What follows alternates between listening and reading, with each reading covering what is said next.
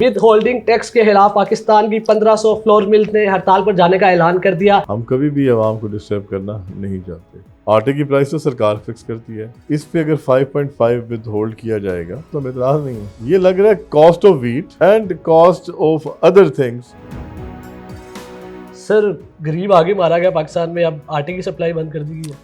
देखिए, आटे की सप्लाई नहीं बंद की। हमारा जनरल बॉडी का इजलास आज से 4 दिन पहले हुआ था, 6 तारीख को। हमने उसमें भी 10 तारीख तक मार्केट में सप्लाईज देने के लिए कहा और आज भी हमारी सप्लाई जा रही हैं।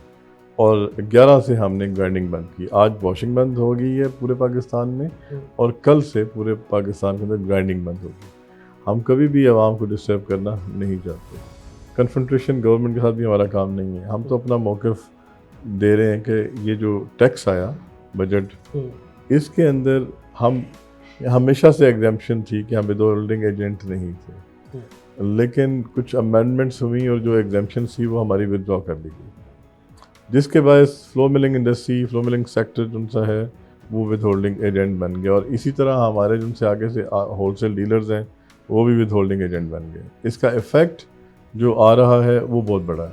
हमारे पास इतना मार्जिन नहीं है कि वो दिया जा सके। प्रॉफिटेबिलिटी की तो बात ही अलग है।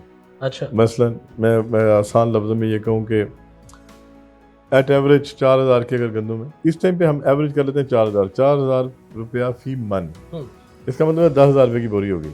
तो जो हम 100 किलो का ग्राइंडिंग के बाद रेट हमें मिलता है वो 11,000 रुपया है। इसका मतलब हो गया कि 1,000 रुपया हमें ग्राइंडिंग का डिफरेंस मिला। अच्छा, इसके अंदर हमारा बिजली के बिल, इसके अंदर हमारी सैलरीज, इसके अंदर ट्रांसपोर्टेशन, लोडिंग अनलोडिंग, ये सारा प्रोसेस शामिल है।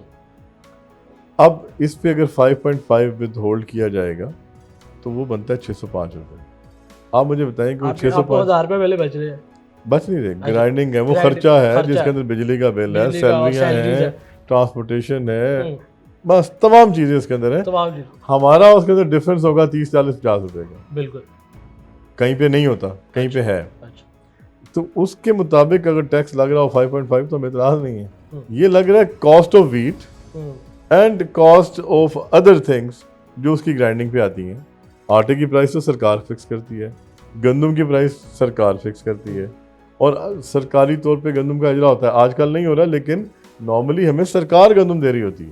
अच्छा, अब जो चीज़ आपने बेची उसको हमने प्रोसेस किया, मैन्युफैक्चर तो किया ही नहीं है, हमने उसको किया प्रोसेस। जब हमने उसको प्रोसेस किया और मार्केट में ले गए तो उसका वो रेट फिक्स कर देते हैं कि इससे ऊपर आपने रेट चार्ज नहीं करना। अच्छा, कोई मुज़ाकरात हुए हुकूमत से?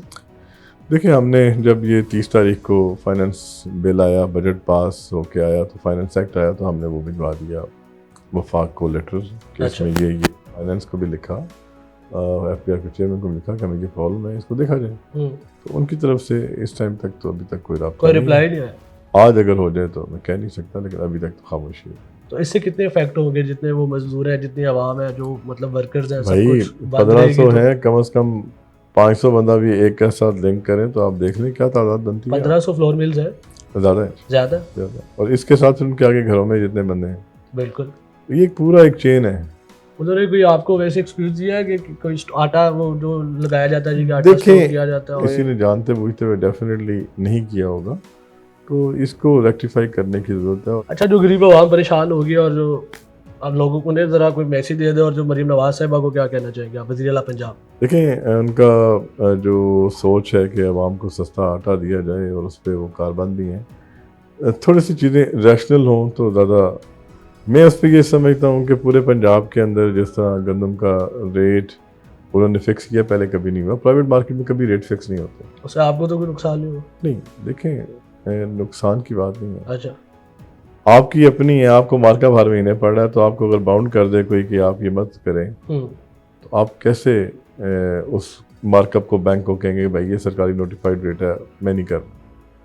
मार्केट में इंटरवेंशन का तरीका फ़र्क है। वो ये है कि आप रेट अनाउंस करते हैं। आपके पास 23 लाख टन पड़ी है पंजाब फूड डिपार्टमेंट के पास, आप कहें जनाब हमने 1800 का थैला बेचना है मैक्सिमम पंजाब में, इसकी 3000 रुपये के हिसाब से गंदम बनती है, आपको सरसा मार्केट से अवेलेबल नहीं है, आप फूड डिपार्टमेंट से लिफ्ट कर लें। मार्केट अपने आप को खुद ही एडजस्ट कर लेगी। विद होल्डिंग टैक्स की बात की जाए तो वो और भी कई ऐसे कारोबार हैं, कई ऐसे इदारे हैं जिन पे लगा है, तो फ्लोर मिल इस पे काफ़ी रिस्पॉन्ड कर रही है इस जी, इसकी वजह ये है कि वी आर मिलर्स, हम मिल कर रहे हैं एक चीज़।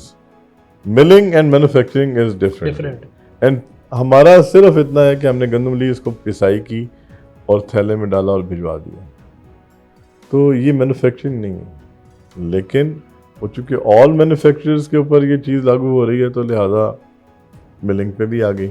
और फिर उसकी वजह से हम 5.5% बाकियों का रॉ मटेरियल इस तरह नहीं है, कोई एक चीज़ को दूसरी को तीसरी ऑल्टरनेटिव भी यूज़ कर सकते हैं। लेकिन फ्लोर मिल्स की सूरत में सिर्फ गंदम ही वीट की जो है वो उसको हमने मिल करना है।